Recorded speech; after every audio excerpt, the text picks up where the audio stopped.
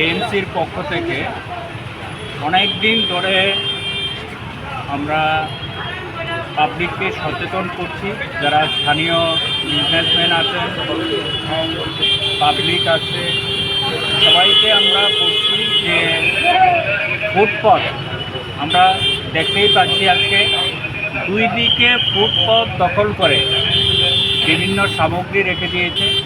তো ফুটপথ না পেয়ে পাবলিক অটোমেটিক্যালি মেন রোডে আসছে, যেটা ট্রাফিকের একটা বড় কারণ।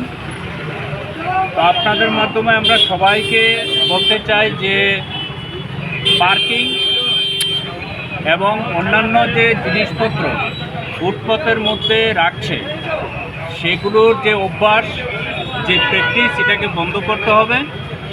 আদারওয়াইজ এএমসি তরফ থেকে অ্যাসিস্ট্যান্ট কমিশনার সাহেব আছেন, আমাদের ওসি ট্রাফিক ইউনিট আছে, আমরা যেটা রুলস রেগুলেশন আছে সেটাকে এনফোর্স করব, কিন্তু ফাইন বা কাউকে পেনাল্টি দেওয়া আমাদের মেইন উদ্দেশ্য না।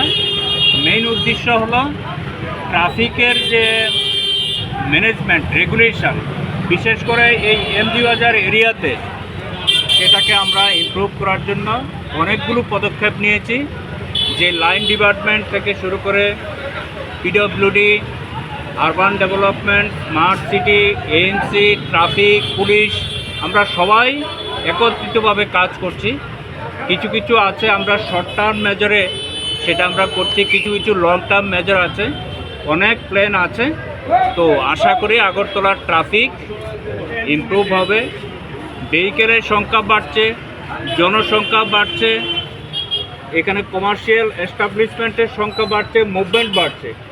তো আমরা যদি সবাই সুশৃঙ্খলভাবে সবার সহযোগিতা যদি না নিয়ে যদি ট্রাফিক ম্যানেজমেন্ট, ট্রাফিকের শৃঙ্খলা যদি না আসি, তাহলে সবার লস, সময় নষ্ট হবে, আননেসেসারি এখানে যে ট্রাফিকের যে প্রবলেমগুলো ক্রিয়েট হচ্ছে। তো সবার স্বার্থে, বিজনেসম্যান থেকে পাবলিক থেকে শুরু করে প্রশাসনের যারা আছেন সবার স্বার্থে আমরা ট্রাফিক আইন মেনে